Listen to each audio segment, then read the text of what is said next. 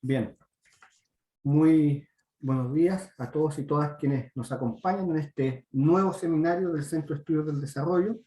En esta ocasión el tema que nos convoca es modernización de los partidos políticos. Este es el tercer seminario que realizamos en un ciclo conjunto con la Fundación Konrad Adenauer, que nos ha acompañado en esta iniciativa. Nuestro primer seminario en el mes de marzo abordó el rol de los partidos políticos, y en el mes de mayo nos referimos a los distintos desafíos de los partidos políticos. Hoy este es el tercer seminario y final de este ciclo que hemos realizado, como les comentaba. La verdad es que estamos muy agradecidos de nuestras tres expositoras que aceptaron de forma encantada nuestra invitación: Javiera Arce, Carmen de Fulón y Julieta Suárez. Carmen ya es de la casa, porque esta es la segunda vez que nos acompaña en pocos meses en una actividad nuestra del CET, así que muchas gracias también, Carmen, por aceptar esta nueva invitación. La verdad es que conversar y abordar los partidos políticos es algo bien poco popular en estos tiempos. Pareciera ser instituciones que son un poco antiguas, que no han sido capaces de adaptarse a los nuevos contextos políticos, sociales y económicos de nuestro país. La verdad es que como Centro de Estudios del Desarrollo no compartimos esa apreciación y creemos que es necesario constantemente estar abordando los desafíos, la modernización y el rol importante de los partidos políticos para la democracia. Creemos firmemente que la democracia, la buena democracia, se construye con un sólido sistema de partidos políticos. Es evidente la relación que debe existir entre movimientos sociales, movimientos políticos, grupos de interés y partidos políticos para ir construyendo un espacio de deliberación. Pero el rol que juegan los partidos políticos no se puede reemplazar. Evidentemente estos, como toda institución política, requieren estar adecuándose constantemente a nuevos desafíos, cambiando su forma de comunicación, restablecer los vínculos con la sociedad civil, con los movimientos sociales, es muy importante para los partidos políticos, pero cada uno juega roles distintos que deben ir complementándose para construir una mejor democracia. Por eso pareciera ser que en estos tiempos, cuando algunos señalan que probablemente se puede construir democracia sin partidos, es que creemos todo lo contrario. No hay democracia si no es con partidos fuertes, sólidos y con un buen sistema de partidos. Somos muy críticos de los partidos, evidentemente, en todas las cosas que tienen que mejorar, pero como instituciones políticas son fundamentales para la democracia. Hecha esa introducción, que nos parece importante ponerla en este tipo de seminarios para relevar por qué estamos haciendo este seminario en un día de hoy, es que quiero nuevamente agradecerle a Javiera, Julieta y Carmen por haber aceptado esta invitación. El orden que hemos establecido para este seminario es que va a partir hablando Carmen, después va a hablar Javiera y después Julieta. Carmen Lefoulon es ingeniera comercial, mención en economía de la Pontificia Universidad Católica de Chile, máster en economía aplicada también de la Pontificia Universidad Católica de Chile, doctora en ciencia política y hoy es coordinadora de opinión del Centro de Estudios Públicos. Javiera Arce es estudiante de doctorado, es licenciada en Ciencias Políticas y Gubernamentales por la Universidad de Chile, tiene un máster en Ciencia Política, mención instituciones y procesos políticos de la Universidad Católica de Chile. Y Julieta Suárez es licenciada en Ciencias Políticas de la Universidad de Buenos Aires, doctora en Ciencias Políticas también, y se desempeña como profesora del Instituto de Ciencias Políticas de la Universidad Católica. Debo decir que las tres forman parte de la red de politólogas, las tres colaboran constantemente y se han generado distintos vínculos y espacios que podemos conversar después a través de la red de politólogas, esta muy buena iniciativa para poder generar un espacio de encuentro, entiendo, para las distintas politólogas y también poder visibilizar el distinto trabajo que se realiza, el importante trabajo que se realiza. Así es que muchas gracias de nuevo a ustedes tres por haber aceptado. Esperamos y no tenemos duda que este va a ser un muy buen seminario para el cierre de nuestro ciclo. Eso. Carmen, tienes la palabra. El formato, como es habitual, son 15 minutos de presentación de cada una de las expositoras y después de eso vamos a tener una ronda de preguntas e intercambio de opinión que podamos hacer en este día de hoy. Carmen.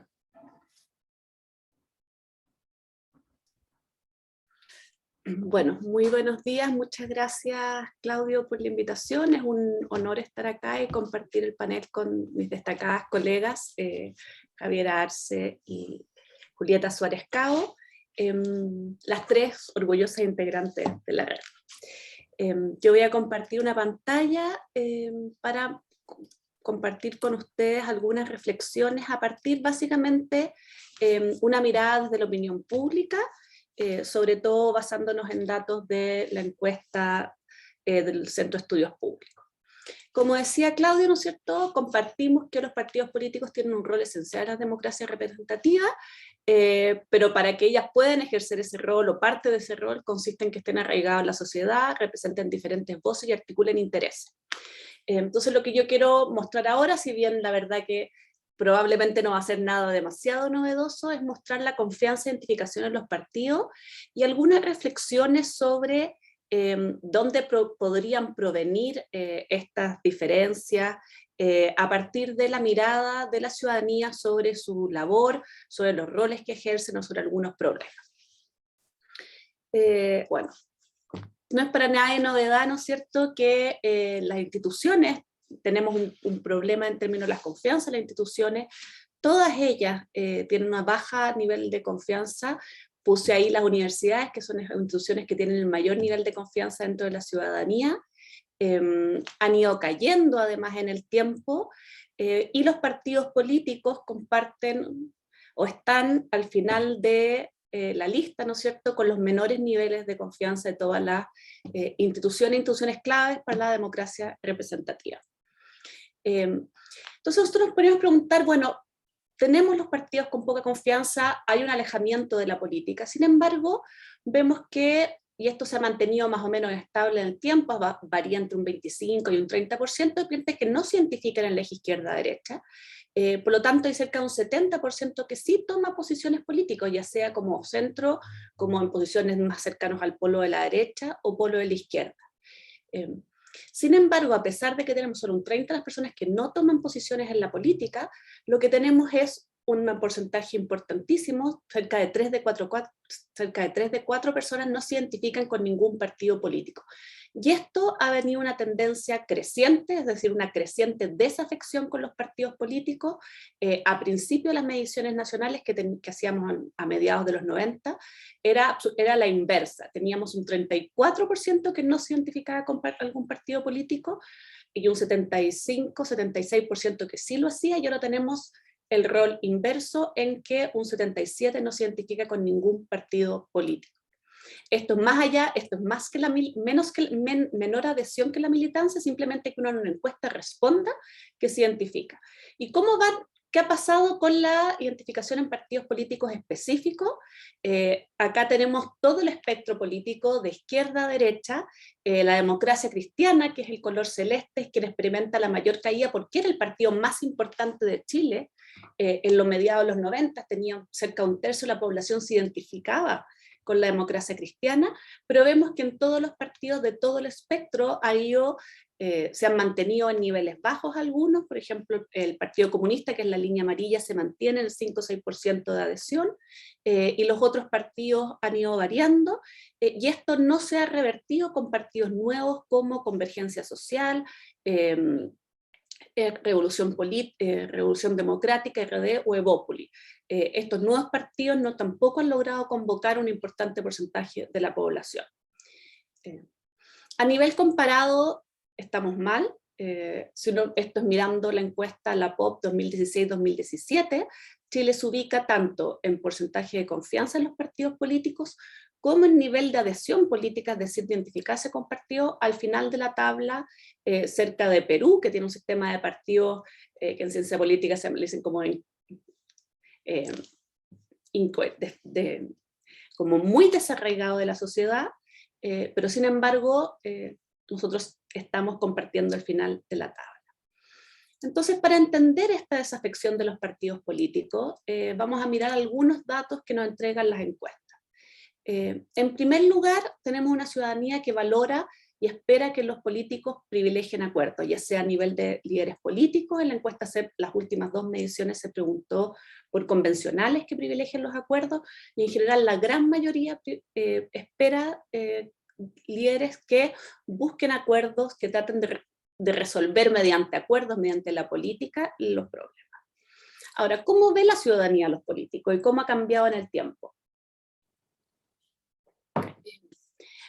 bueno, veo una perspectiva sumamente negativa y que ha empeorado a lo largo del tiempo. ¿Sí? A mediados, hasta el 2010, un tercio de la población creía que se podía confiar que la gente del gobierno hace lo correcto. Ahora estamos llevando un 17 y un 11% en la medición de en abril-mayo 2017, cree que uno puede confiar que el gobierno está haciendo lo correcto. Y además, si en julio de 2005 la mitad cerca de la población creía que la mayoría de los políticos están en política solo por beneficios personales, ahora llegamos a un 3/4 de la población, ¿cierto? Se pregunta también en la actividad política, esto en agosto de 2015, todo un módulo sobre los partidos políticos. Vemos que la actividad política per se, y esto es particularmente complejo de enfrentar como sociedad, ¿no es cierto? Muy pocas personas tienen confianza en la actividad política, y lo que es interesante es que nosotros le preguntamos a las personas, pensando en aquellas personas que tienen poca o ninguna confianza en la actividad política, ¿cuál de los siguientes motivos cree que es la principal razón y la segunda razón?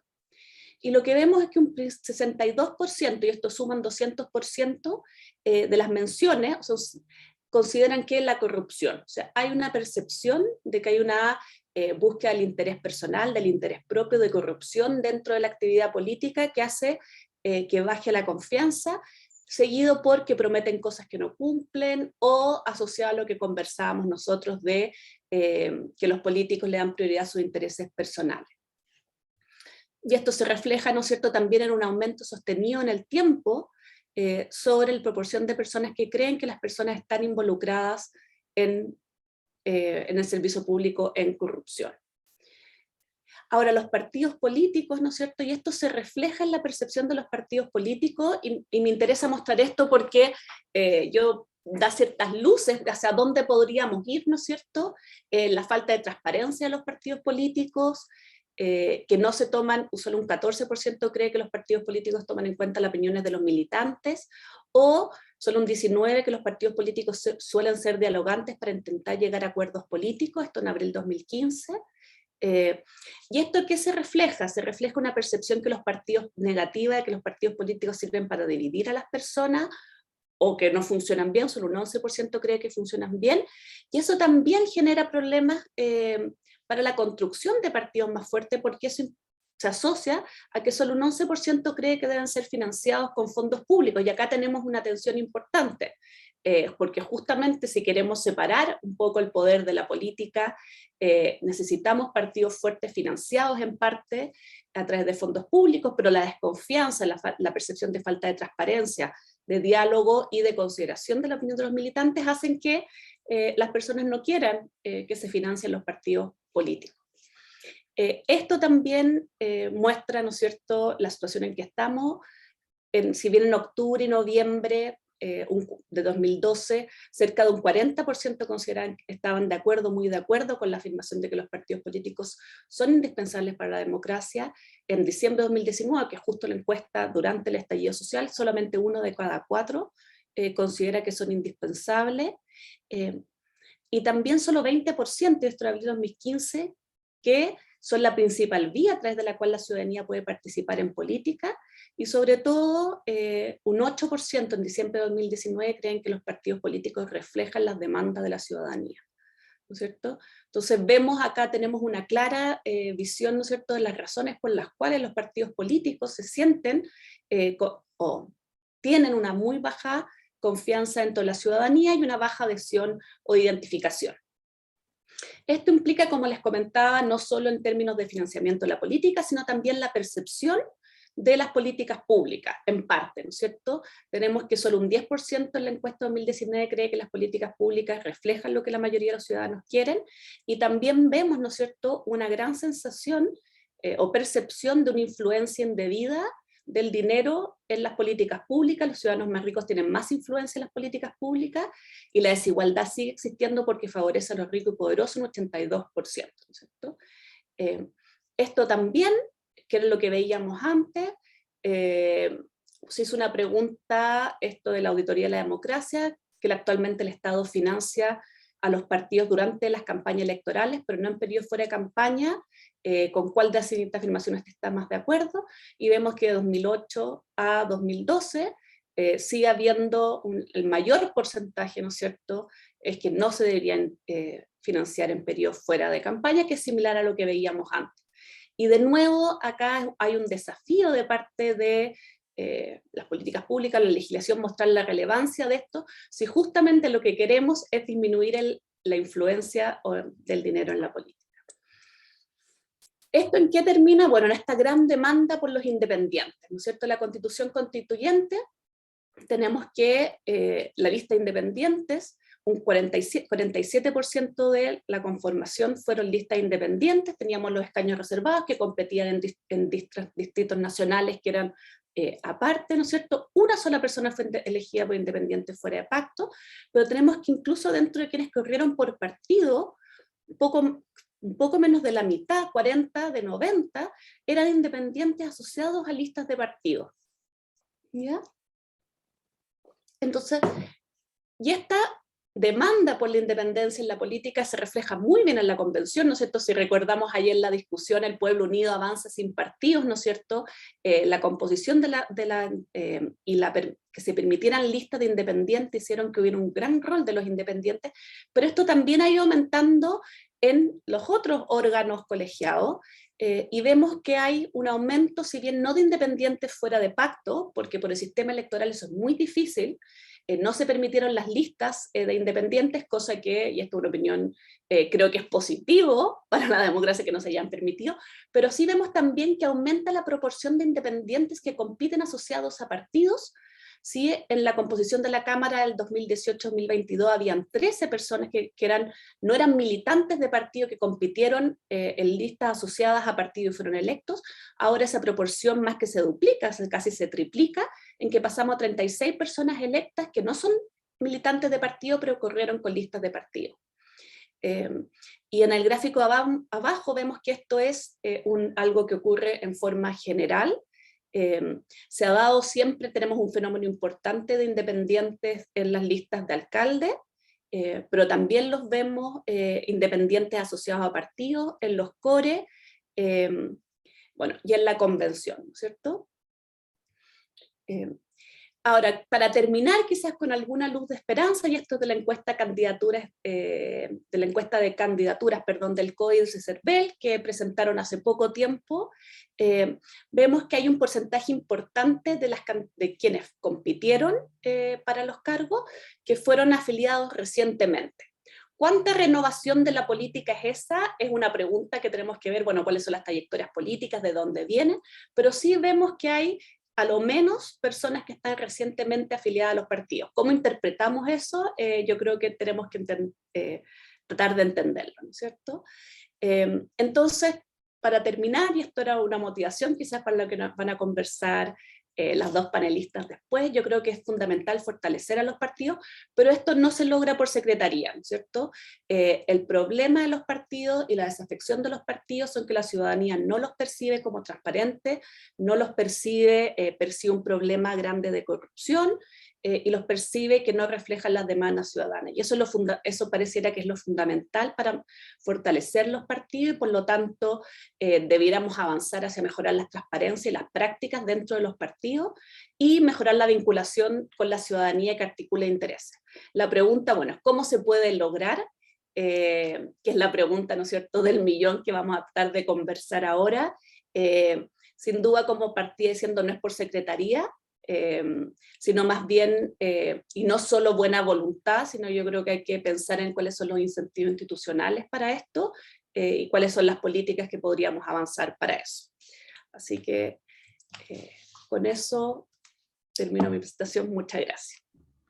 Muchas gracias, Carmen, por tu presentación. Un muy buen recorrido en cuanto a lo que nos señalan las distintas encuestas respecto a la percepción de la ciudadanía de los partidos políticos, pero también con reflexión importante y que para fortalecer los partidos políticos y avanzar, también se requieren acciones institucionales del sistema político precisamente. Y ahí yo creo que hay cosas bien importantes que se avanzaron en reformas de hace un par de años atrás, pero también muchas cosas que quedaron pendientes, y parte de eso será lo que van a abordar nuestras siguientes dos expositoras, como son Javier Arce en este momento y después Julieta.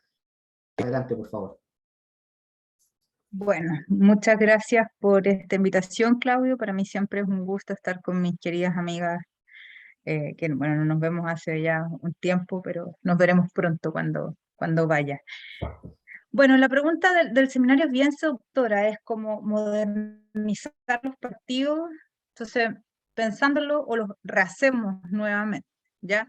Entonces, ya Carmen nos recordaba que esta frase con la que se termina ayer la Convención Constitucional, el pueblo unido avanza sin partidos, em, pero además no es menor, o sea, es el órgano que diseña la nueva constitución, el proyecto constitucional que se nos va a presentar la próxima semana y que de manera evidente va a representar, y como Carmen ha mostrado una serie de evidencias, el malestar de los partidos, o sea, de la población con los partidos políticos y las ganas de terminar con estos mecanismos de intermediación política que desde esa perspectiva, de la perspectiva más o menos que muestra Carmen, cumplen con algunas cualidades como ser oligarcas o elitizados incluso, y que se han transformado en estos partidos políticos.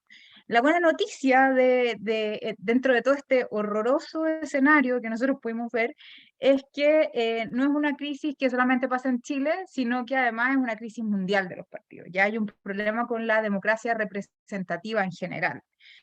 La mala es que aún no sabemos qué hacer, ¿ya? Y ante la debilidad de nuestros sistemas de representación, las democracias se han ido debilitando y muriendo poco a poco, instalándose líderes autocráticos que cada vez son más comunes. Por eso hay que cuidar la democracia y hay que estar siempre alertas de lo que está ocurriendo. Entonces, ¿qué son los partidos políticos? Cuando uno empieza a pensar como en unas definiciones básicas, son organizaciones de carácter público. Y esto lo voy a recalcar muy fuertemente porque la legislación otorgada por la dictadura de parte de los partidos políticos chilenos no los puso como organizaciones de carácter público. Y ahí se genera un problema de origen con los partidos políticos o el sistema de partidos en Chile, cuyo objetivo es alcanzar el poder. No es un grupo de amigos, no se quiere rezar, sino que se busca alcanzar el poder. Para ello se reúnen personas con ideas afines y compiten en elecciones. Su misión entonces sería ofrecer un pool de candidatos para competir en estas elecciones, otorgar un programa de gobierno que será contrastado con los distintos competidores en estas elecciones, y luego se llenará parte del Poder Ejecutivo con personas que pertenezcan a sus filas como nuevos burócratas, ¿ya?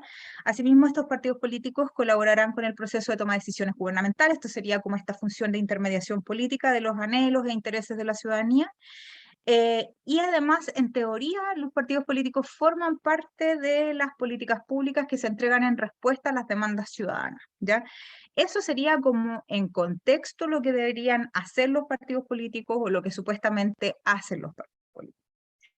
Sin embargo, con el devenir de los años, los partidos han abandonado su rol, el cual este rol de intermediación política viene, si uno analiza como la historia de los partidos, desde los partidos de masa, ya estamos hablando como el nacimiento de estos partidos marxistas, que eran mucho más grandes, cuando se expande finalmente la ciudadanía, pero se vuelve un poco más líquido con la mediatización de la política, la personalización y la despolitización. Ahí entra a operar muy fuerte el tema de la televisión. El nacimiento de la televisión va a marcar un hito muy fuerte y los partidos van a empezar a desideologizarse y van a empezar a tomar distintos temas para poder hacerse más famosos dentro del sistema.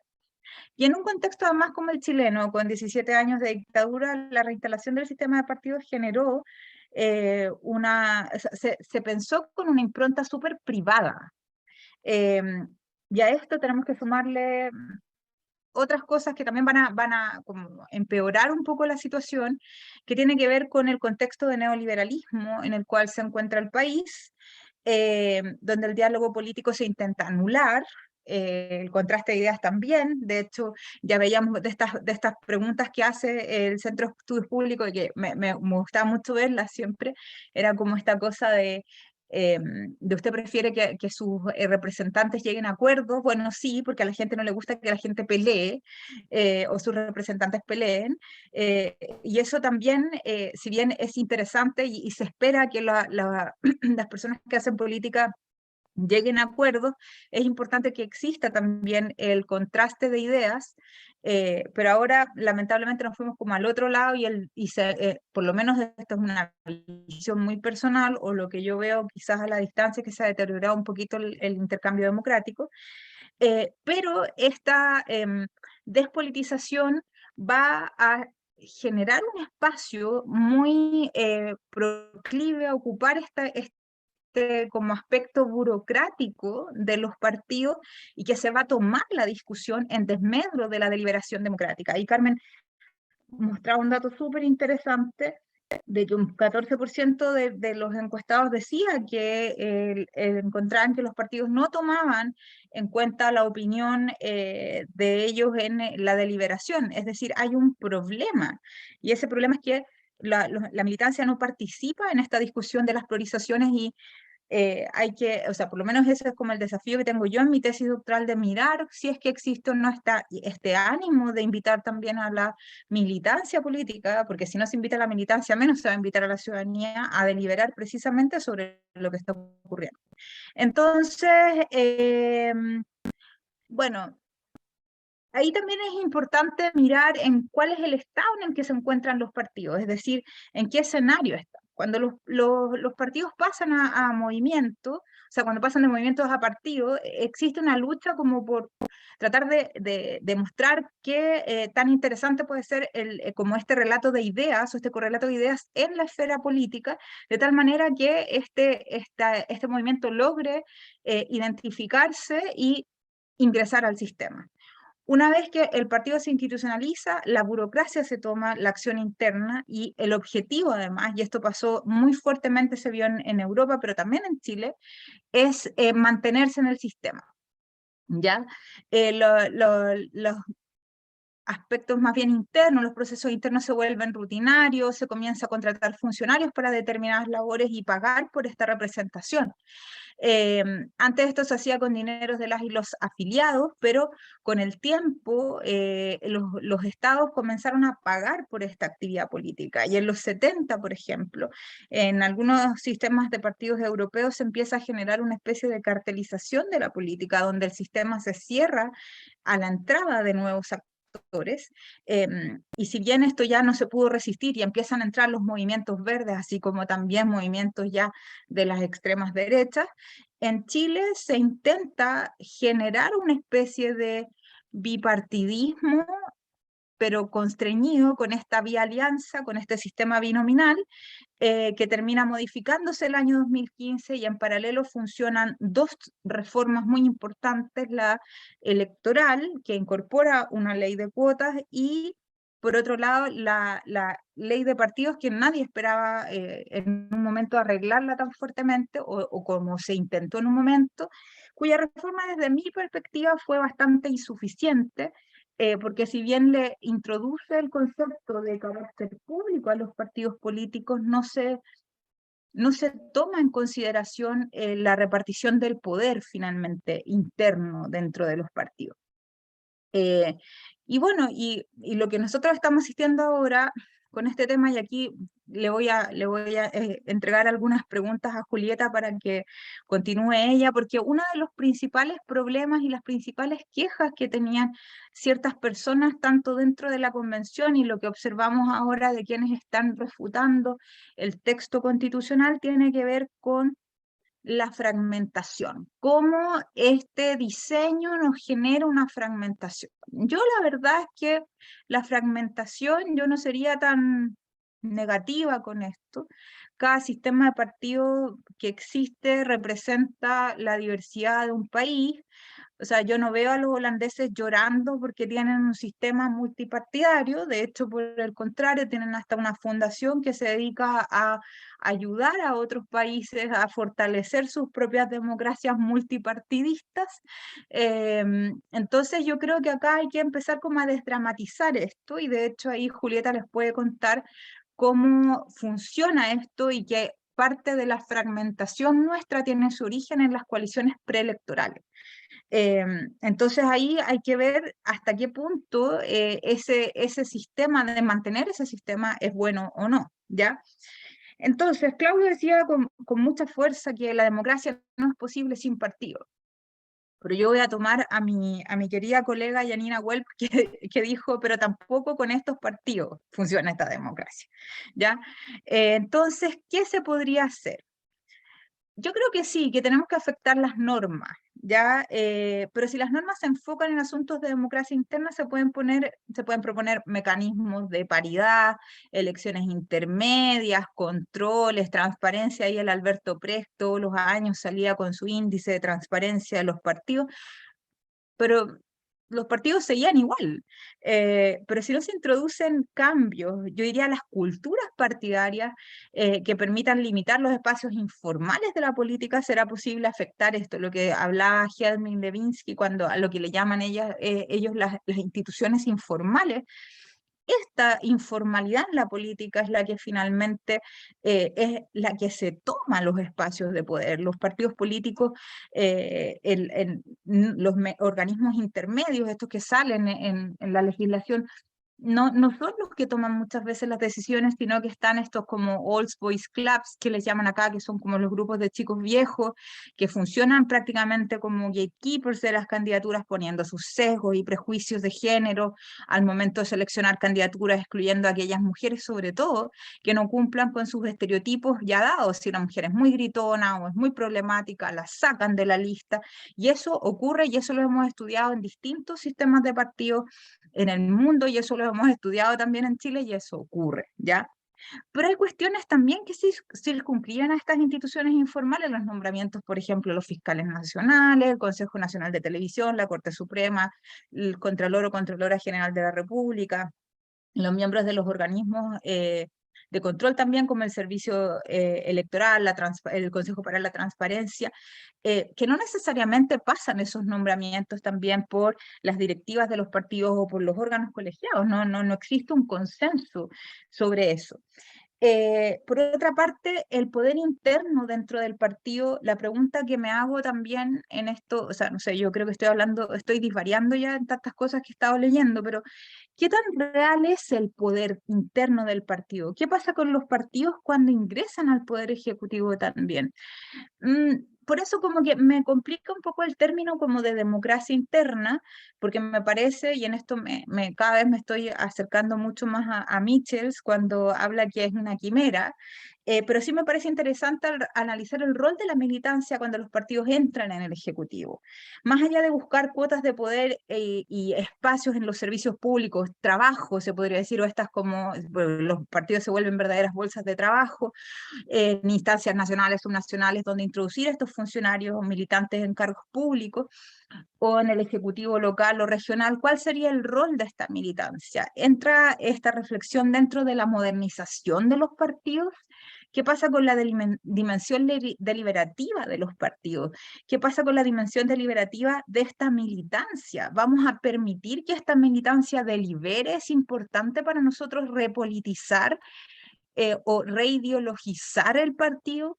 ¿Qué piensa la militancia de las políticas públicas que promueven sus gobiernos? ¿Es importante que estas personas opinen sobre lo que están haciendo sus gobiernos?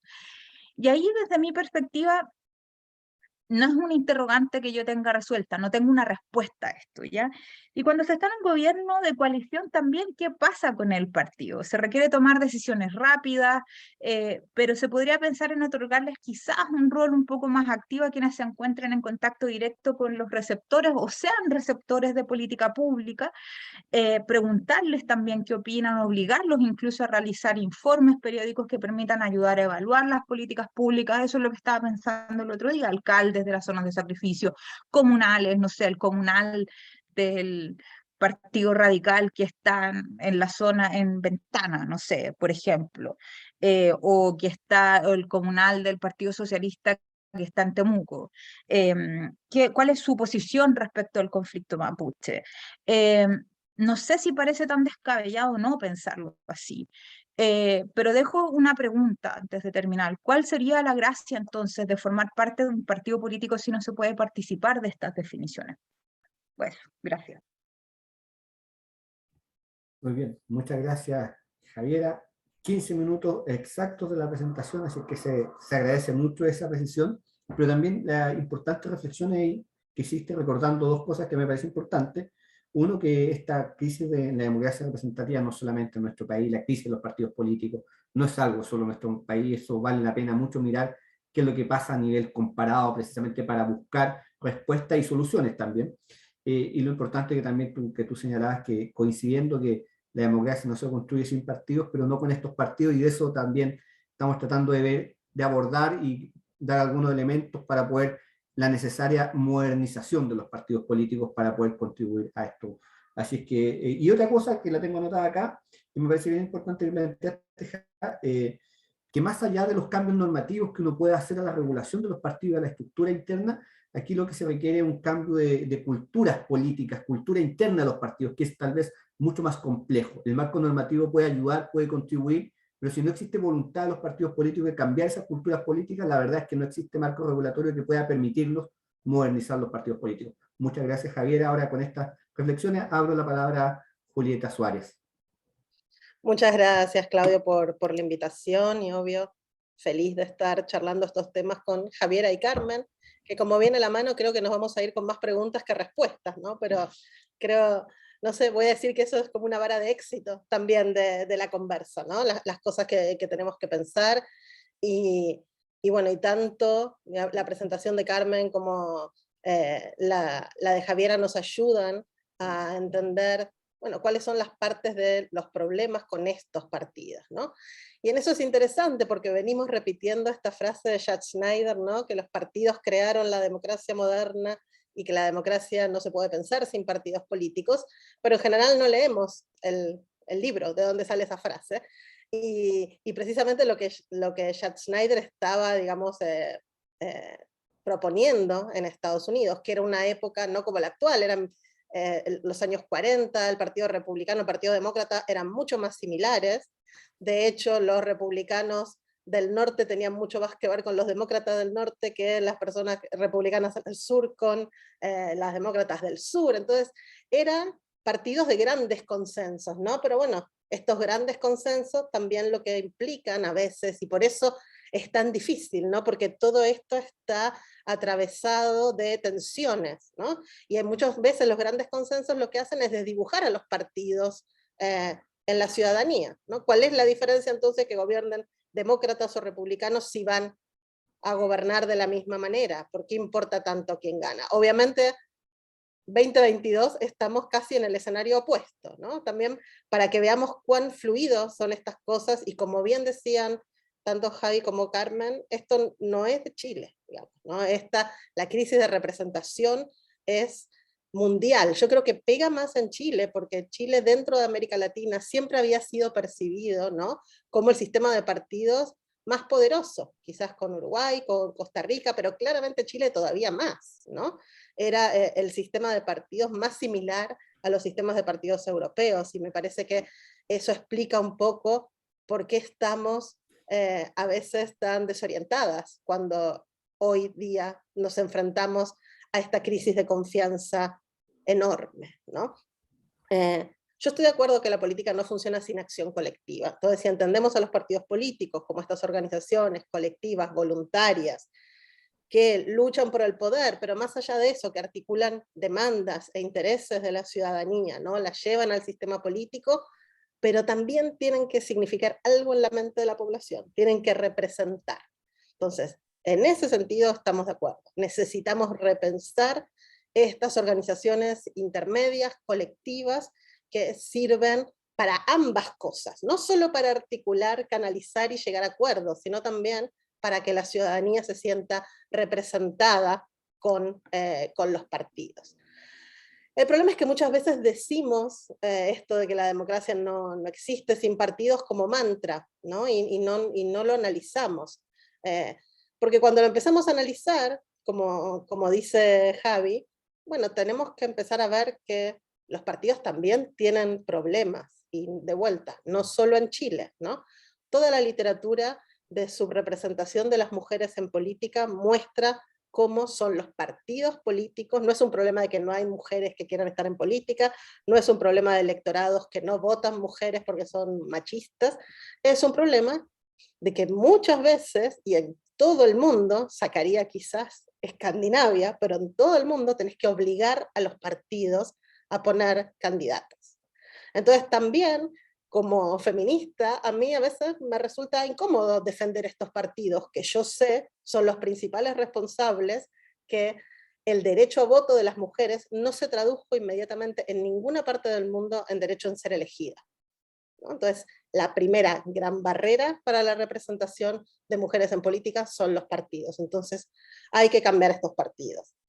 Pensemos, como decía Javi también, que los partidos, como cualquier organización, tienen tendencias a la oligarquización, ¿no? Y no me refiero en una cuestión de oligarquía en temas de dinero, no a la plutocratización, a la idea de minorías cupulares que se instalan en los partidos y que después también es muy difícil sacarlas, que afectan la competencia interna de los partidos, que se enquistan en el poder y que eventualmente, si no hacen las cosas bien, van a empezar a contribuir a este distanciamiento tan fuerte de la ciudadanía para con los partidos, ¿no? Y no me quiero olvidar de eso, porque estamos en un momento también de política muy agonal, ¿no? Como que ahora pareciera ser todo conflicto, y no solo en Chile, ¿no?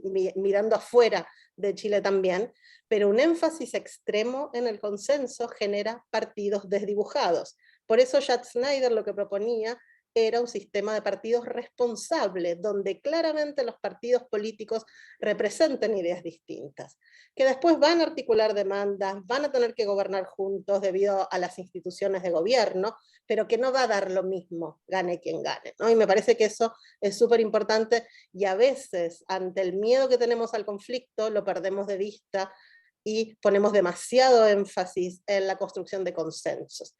Si estos consensos se construyen entre cúpulas de partidos, no nos van a servir, porque no van a incluir a la ciudadanía y no se va a sentir representada en esto.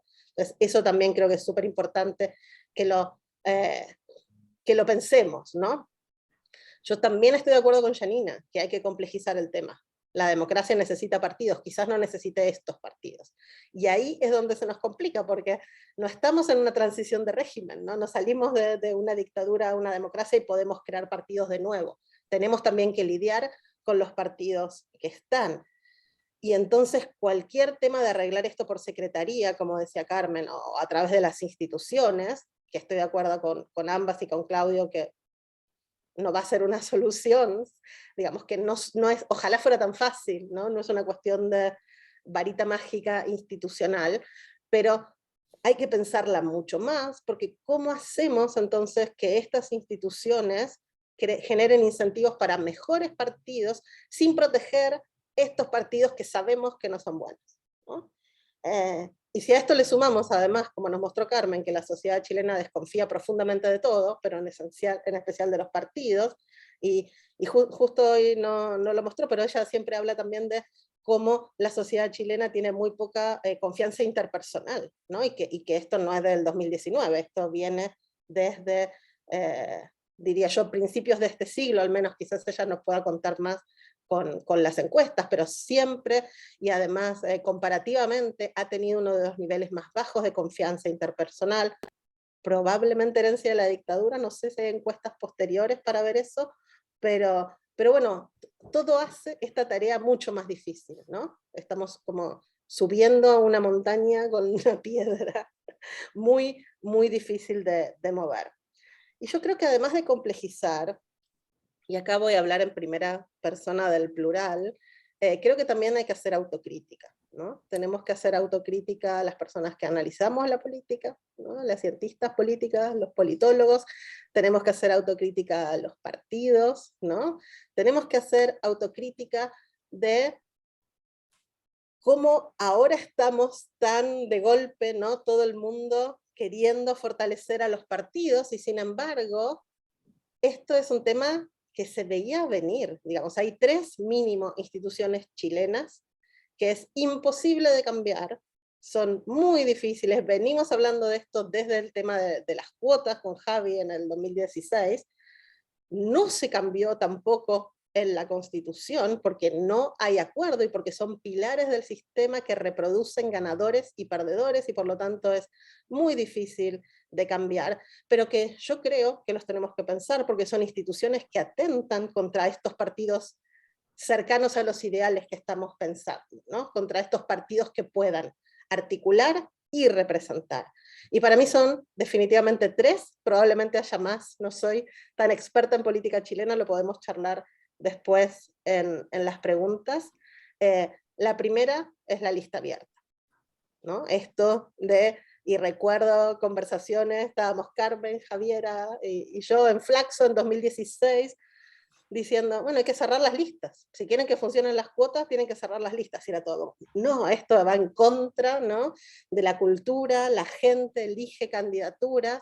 Después se intentó cerrar las listas en el 2019, en una movida claramente dilatoria para que no saliera la paridad, porque si en un momento no se podían cerrar la lista de partidos, era en el medio del estallido social, como cualquier persona se podría dar cuenta.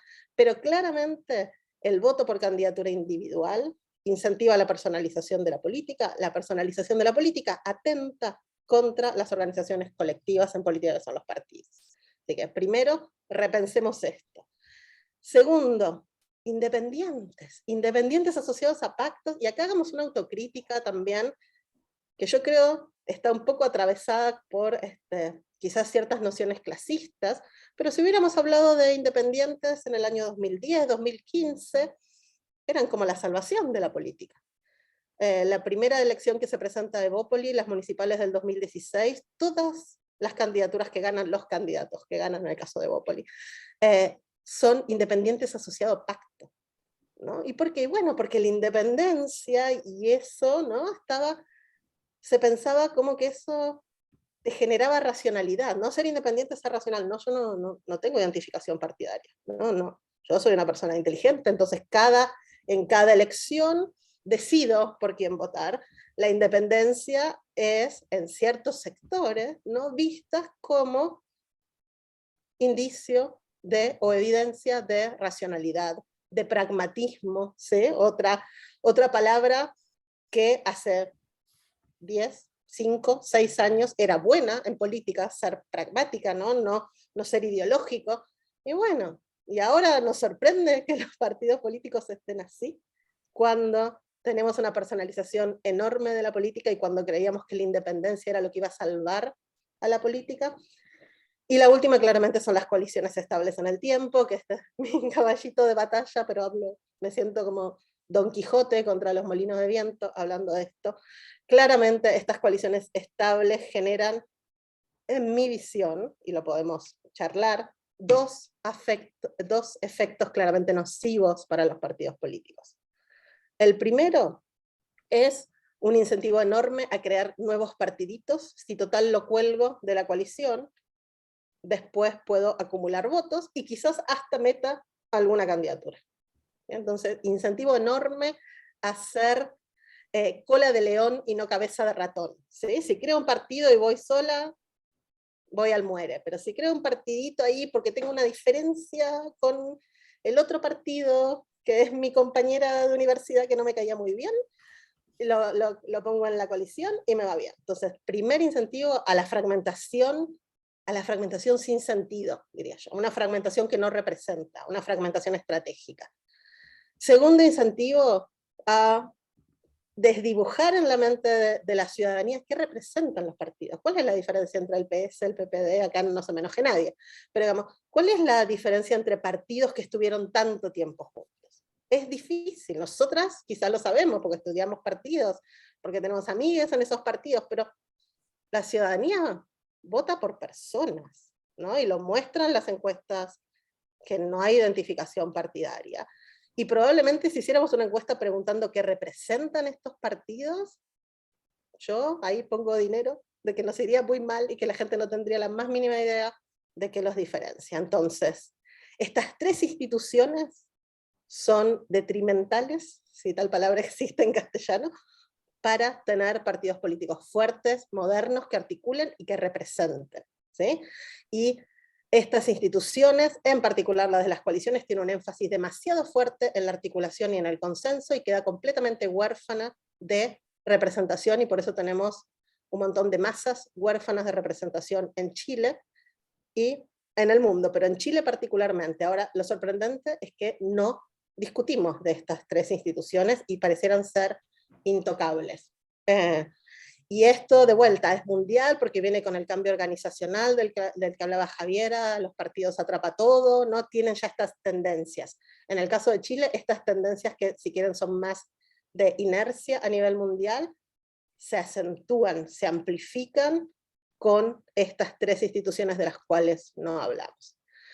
¿Y qué me preocupa más? Y a mí me preocupa que estamos manejando interpretaciones equivocadas. Y todas las reformas que se están hablando, que no son ninguna de estas tres instituciones, que son las que, en mi opinión, son las más perjudiciales para partidos políticos fuertes, de las que estamos hablando, yo creo que van a profundizar y no va a remediar el tema de partidos. Por ejemplo, prohibir partidos regionales. Esto atenta contra una descentralización más profunda y atenta con recrear un vínculo representativo de la ciudadanía con partidos. Claro, no queremos fragmentación, no queremos que explote, pero la fragmentación viene mucho más por las coaliciones que por no permitir ahora, con nueva constitución o sin nueva constitución, yo creo que la descentralización va a ser un hecho, una descentralización más profunda.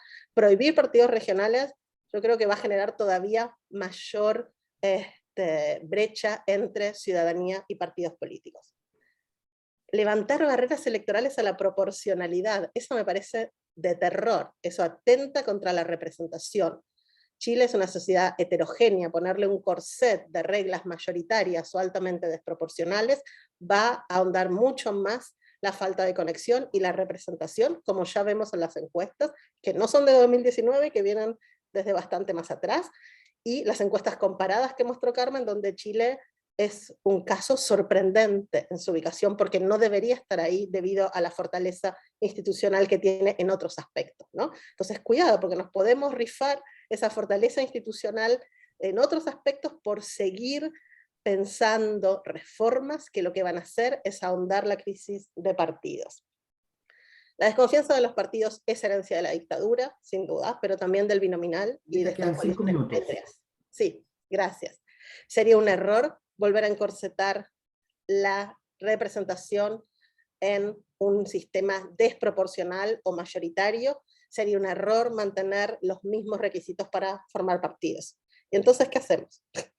Bueno, nos ponemos a discutir en serio, ¿sí?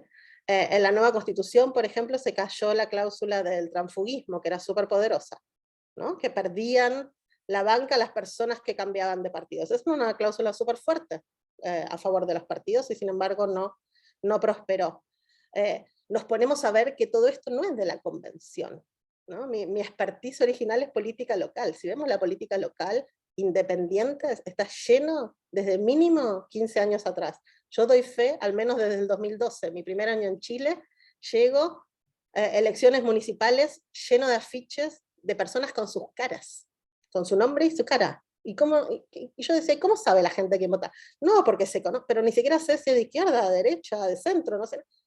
Entonces no digamos que es algo de la convención, de las listas independientes, ¿no? Esto es algo que venía desde antes en Chile, mucho más fuertemente a nivel local y cada vez escalando más rápidamente a nivel nacional. Entonces nos ponemos a discutir eso en serio.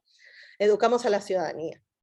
También lo que muestran estas encuestas es claramente falta de educación ciudadana, ¿no? Digamos, para mí, si algo que muestra es que no ha habido un interés de educar a la ciudadanía en temas políticos. Me parece que eso es algo que tenemos que empezar ya para recoger frutos quizás en 1 o 2 generaciones más. Y Chile está súper al debe en educación ciudadana.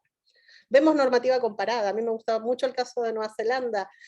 Si llegamos a tener un sistema proporcional mixto electoral, el caso de Nueva Zelanda tiene muy buenas ideas para ver cómo reconstruir o cómo generar distintos niveles de partidos que oxigenen el sistema, pero que no generen este peligro de que todo explote por los aires, ¿no? Pero claramente, al menos en mi opinión, y así quizás más talibana, cambiamos estas instituciones. Yo estoy de acuerdo que no, el cambio institucional per se no va a generar unos nuevos partidos representativos, ¿no? Y articulados con la ciudadanía. Pero definitivamente si queremos hacer algún cambio institucional que tenga algún impacto, estas 3 instituciones de las cuales no hablamos y no pensamos cómo transformarlas, creo que es el punto desde donde tenemos que partir y no todas las otras cosas que están en danza. Gracias. Muy bien, muchas gracias, Julieta, por tu presentación, señalando cuestiones bien importantes que, para tener en la vista en este proceso de modernización de los partidos políticos, y temas a discutir bien importantes, como el tema de los independientes, coaliciones, las listas abiertas. Pero también yo quisiera relevar, de entre las muchas cosas que señalaste, un punto importante que es la falta de educación cívica, la falta de educación ciudadana, que yo creo que es un elemento importante precisamente, y que tiene que ver en la discusión respecto a instituciones políticas y partidos políticos. Me parece que eso es bien importante. Muy bien. Hay varias preguntas en el chat. ¿Les parece? Voy a leerlas brevemente, para ustedes también las tienen, Carmen, Julieta y Javiera, las preguntas que están señaladas acá. Las voy a leer para el público. Les voy a dar 5 minutos a cada una de ustedes. ¿Les parece que en el mismo orden que realizaron las presentaciones, para poder señalar alguna respuesta a esas preguntas? Y también señalar alguna reflexión final o de cierre que quieran señalar. Pueden ser un poquito más de 5 minutos, pero la idea es no pasar de eso, para no pasar de la 1 de la tarde en esta jornada de reflexión. A ver, acá dice: ¿qué mecanismo se implementaría para evitar que el multipartidismo genere efectos negativos en una consecución de programas de gobierno? La otra dice que ¿qué instrumentos propuestos en el nuevo borrador de Constitución fortalecen a los partidos políticos? ¿Puede el límite a la reelección en cargos políticos afectar el fortalecimiento de los partidos? Otra pregunta tiene que ver con ¿qué rol le cabe a los medios de comunicación respecto a la legitimidad de los partidos políticos y de las instituciones en general? La tercera pregunta dice: ¿qué tipo de reflexión o temas debe plantear la dirigencia de los partidos para iniciar la discusión acerca del proceso de reforma partidaria? ¿Qué pueden hacer los partidos para ser más inclusivos y renovar su militancia acercándose a nuevos sectores?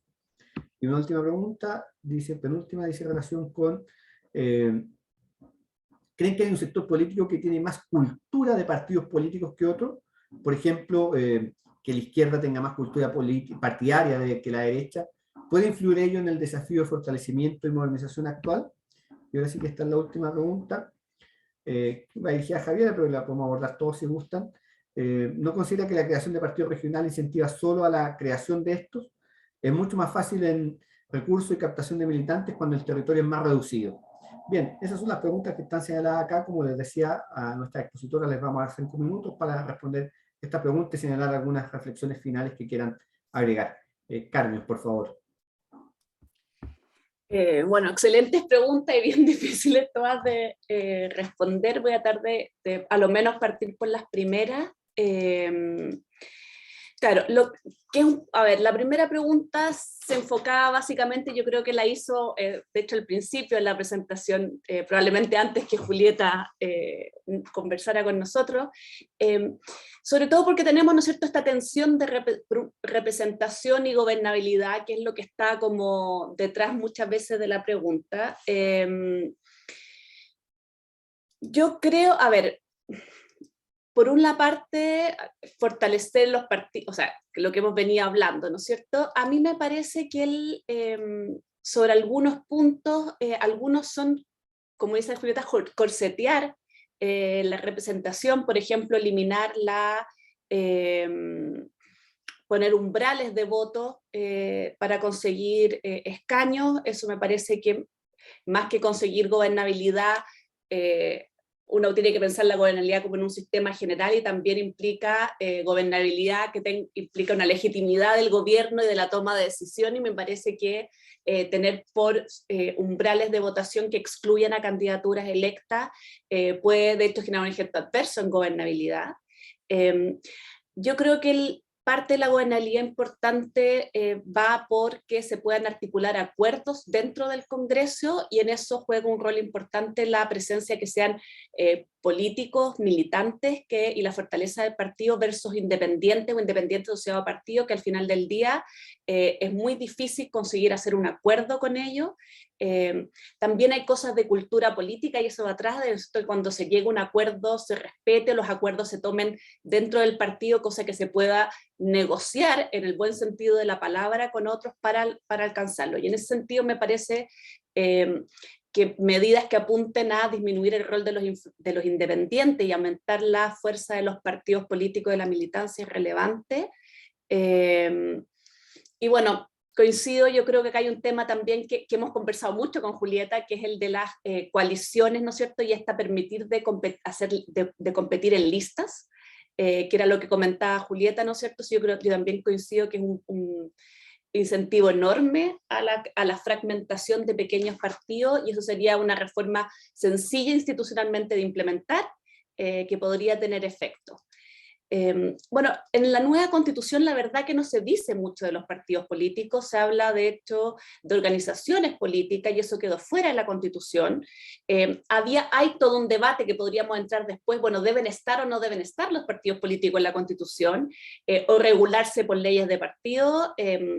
Al principio, para operar bajo el velo de la ignorancia, siempre argumentamos que era importante que los partidos estuvieran regulados por la ley de partidos, más que constitucionalizados dentro de una constitución. Por tanto, uno no esperaría tampoco que hubiera mucho sobre partidos. Hubo una discusión sobre incorporar movimientos sociales, y a mí eso me parecía que era negativo, pero salió. Está la duda de organizaciones políticas, se abre o no la puerta, pero yo creo que eso tiene que ser refrendado a través de la ley de partidos. Por lo tanto, y el límite de la reelección, y acá para terminar, a mí me parece que un límite de la reelección tan acotado de legisladores en general, del Congreso, es negativo porque también debilita el Congreso vis-a-vis el presidente. No solo tiene un efecto en partidos, y sobre todo si pensamos en poca reelección, o sea, si un problema es la personalización de la política, no creo que, y tratar de que los incumbentes no tengan tanto poder, los mecanismos más bien debieran ir hacia lo que comentaba antes de darle más poder al partido, listas cerradas, etcétera, más que prohibir la reelección, que también afecta la carrera política y la representación. Por lo tanto, yo creo que ese es un efecto que me parece que afecta de distintas maneras al sistema político. Con eso las dejo para las preguntas más difíciles a la Julieta ya. Muchas gracias, Carmen. Corresponde a Javiera. Bueno, no sé, o sea, yo creo que el tema del multipartidismo se puede solucionar con coaliciones postelectorales. Y ahí sería interesante ver de qué manera o con qué peso esto se puede como transar finalmente en el propio Congreso. O sea, de hecho ahora con el diseño de ganar el apruebo de este bicameralismo asimétrico, el Congreso tiene un poder mucho más fuerte y se le devuelve finalmente la discusión política a un órgano que también, al igual que los partidos, estuvo despolitizado durante mucho tiempo. O sea, el Congreso en general siempre se remitió a ser un buzón del Poder Ejecutivo y tenía muy pocas herramientas hasta que se hicieron medios conscientes de lo que podían hacer y después se transformaron, esto es un parlamentarismo de facto, y fue porque descubrieron algunos mecanismos constitucionales para poder hacer frente a este presidencialismo totalmente desequilibrado que existía. Así que yo creo que ahí hay que darle una vuelta a este tema. Ahora voy a tomar el tema del límite de la reelección con un aspecto que me faltó profundizar que tiene que ver con la parlamentarización de la política. El límite a la reelección es necesario, creo que lo que quedó y se puede corregir de hecho en el futuro es un poco excesivo. Creo que el tema de que nosotros necesitamos políticos profesionales, necesitamos gente que sepa esto y que si quiere hacer carrera política, que la haga, pero que haya un límite también, porque si no pasa lo que pasó con los 30 años y que tenemos gente como muy siempre puesta, o generaciones políticas enquistadas en el poder, sin que las otras puedan avanzar. De hecho, generaciones como las de los 50 y algo años, por ejemplo, en el sector más o menos como de la centroizquierda, quedaron medias truncas respecto del recambio generacional. O sea, pasamos de Lagos a nadie, o de Bachelet a nadie.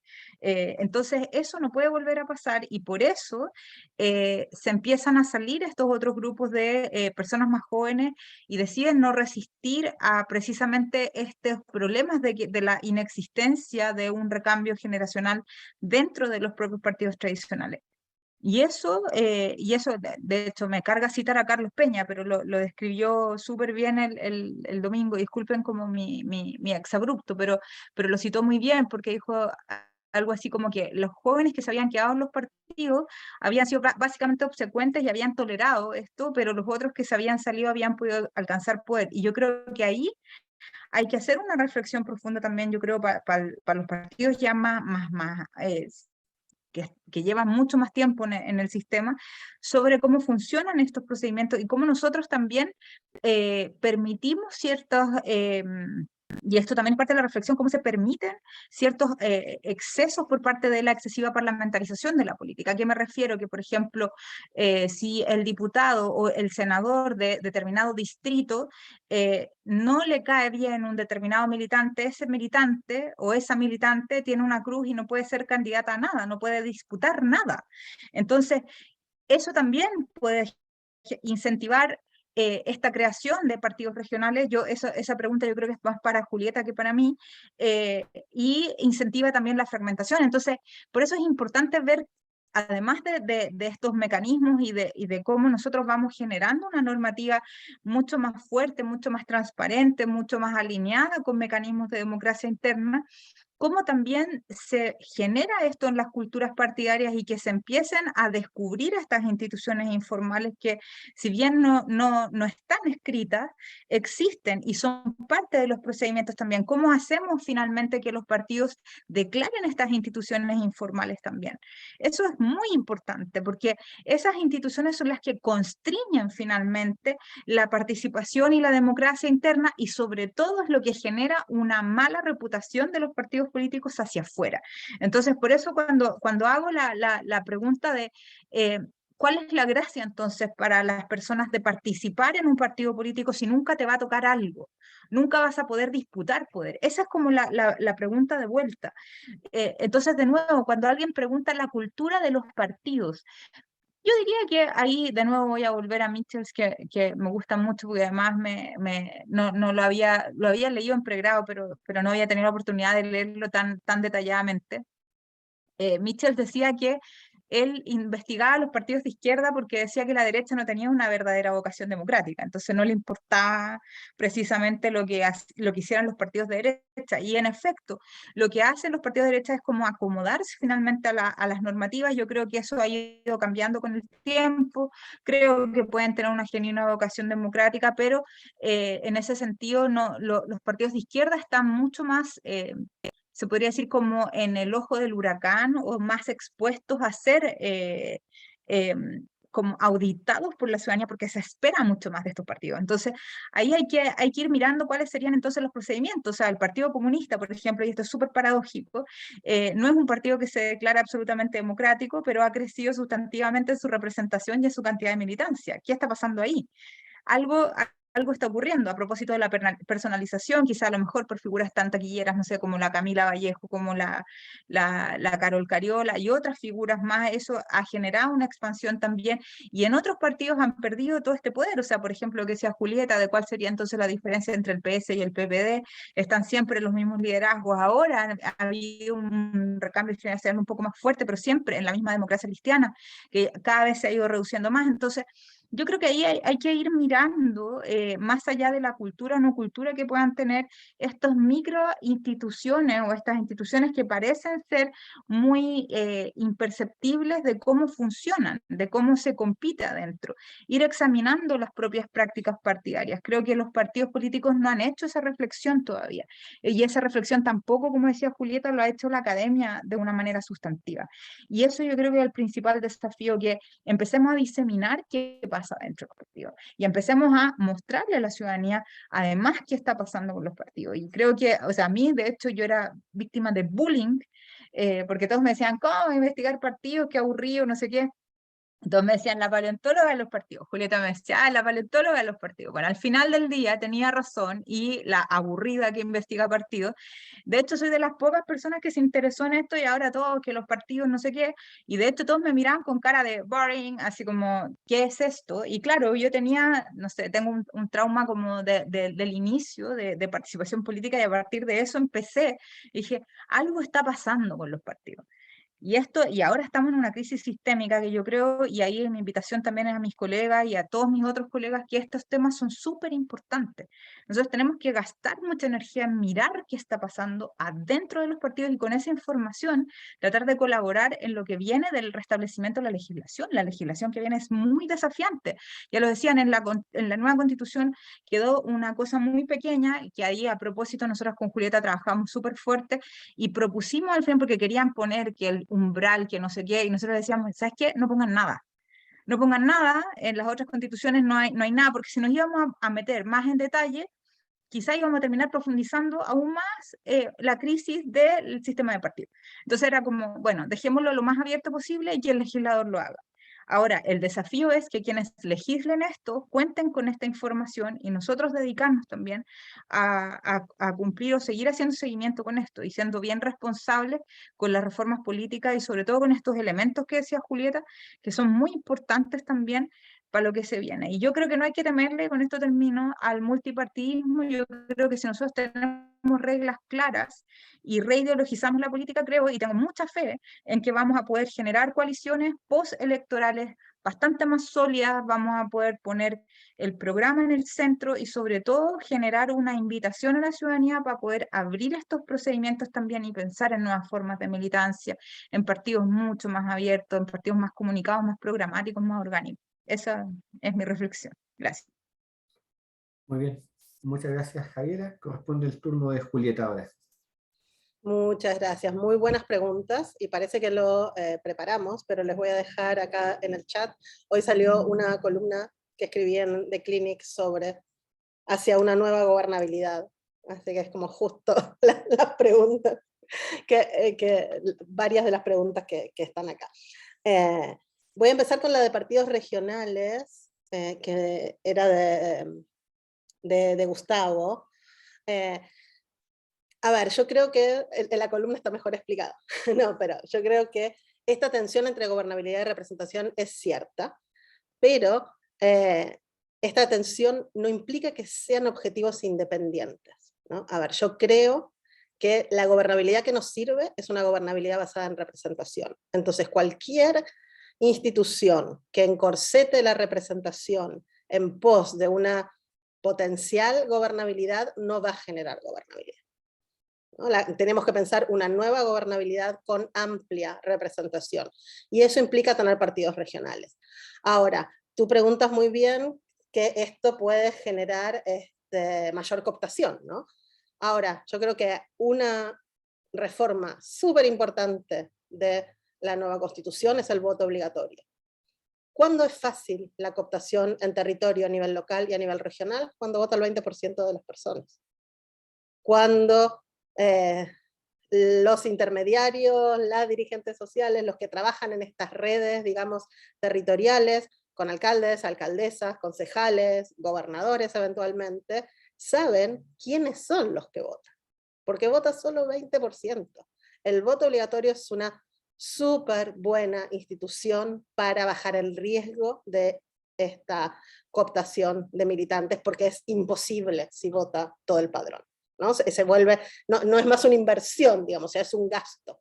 Entonces el voto voluntario para mí es otra de las instituciones, por eso dije por lo menos 3, es otra de las instituciones que por suerte la nueva Constitución sí se hace cargo. El voto voluntario es una de las instituciones que más fortalece, por ejemplo, el clientelismo, ¿sí? Porque en particular en Chile vota muy poca gente y liderazgos territoriales saben exactamente quiénes son esas personas que acuden a las urnas y cómo las pueden, digamos, cooptar y captar estos militantes.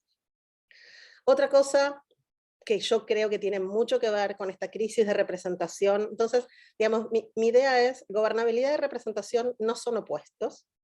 La crisis de gobernabilidad actual es aguda, pero es producto de la crisis crónica de representación. No vamos a tener gobernabilidad si no tenemos representación, o no vamos a tener una gobernabilidad estable en el tiempo, y además inclusiva y diversa de lo que son las voces de la sociedad en Chile.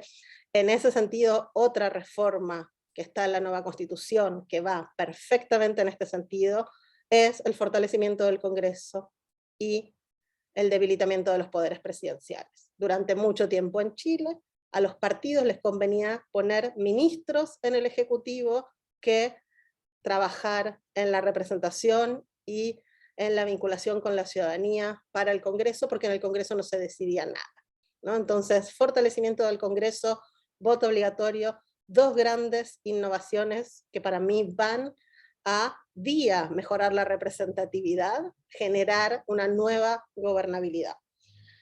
Estoy de acuerdo con Gustavo que el límite actual de la reelección es demasiado, ¿no? Estamos hablando de reelección legislativa, no de la ejecutiva, ¿no?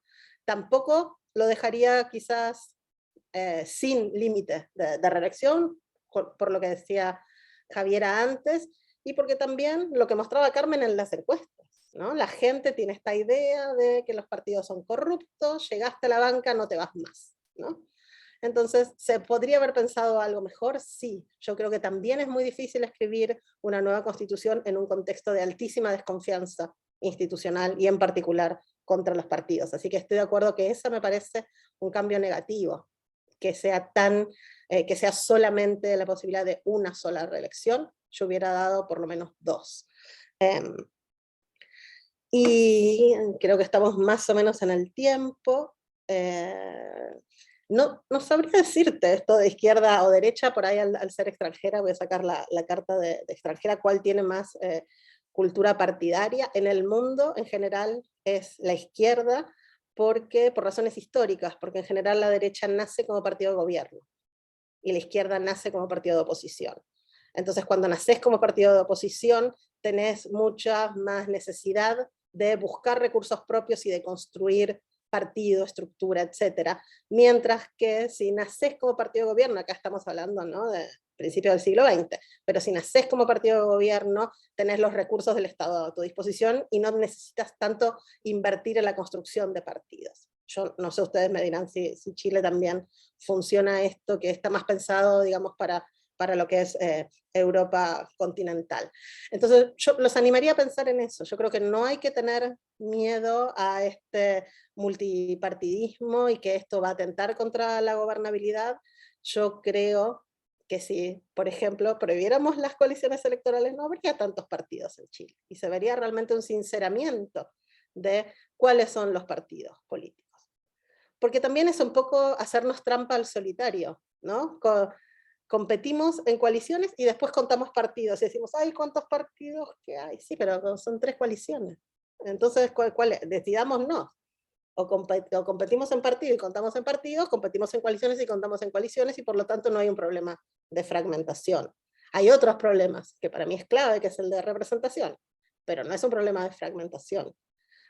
Yo creo que la nueva gobernabilidad es un nuevo punto de equilibrio, y en este nuevo punto de equilibrio no vamos a llegar restringiendo quiénes pueden acceder, ¿no? No vamos a llegar cortando, si quieren, representación democrática. Es un nuevo punto de equilibrio al que hay que llegar, con las fuerzas sociales de Chile representadas, como den sus votos en nuestras instituciones, y ojalá, de aprobarse de la nueva Constitución, en un Congreso mucho más fuerte, que pueda decidir, que pueda mostrar a la gente que su voto vale, y que la representación tiene sentido, que no da lo mismo quien gobierne, y que no todo pasa por la presidencia.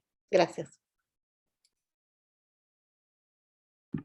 Muy bien, muchas gracias Julieta, Javiera, Carmen, por este muy buen seminario que hemos tenido para conversar sobre la modernización y la necesaria modernización de los partidos políticos. El video de este seminario va a estar disponible a partir de mañana en nuestro canal de YouTube, donde además pueden encontrar los distintos seminarios que hemos realizado durante los últimos años, así que los invitamos a visitar eso, y toda la información disponible en nuestras actividades y libros y publicaciones en nuestro sitio web www.cet.cl y también en asuntospublicos.cl. Muchas gracias nuevamente a todos y todas quienes nos han acompañado. Gracias Javiera, Carmen y Julieta, y nos volveremos a encontrar sin duda en alguna otra instancia para seguir reflexionando sobre este y otros temas más importantes de interés nacional. Muchas gracias y muy buenas tardes. Hasta luego.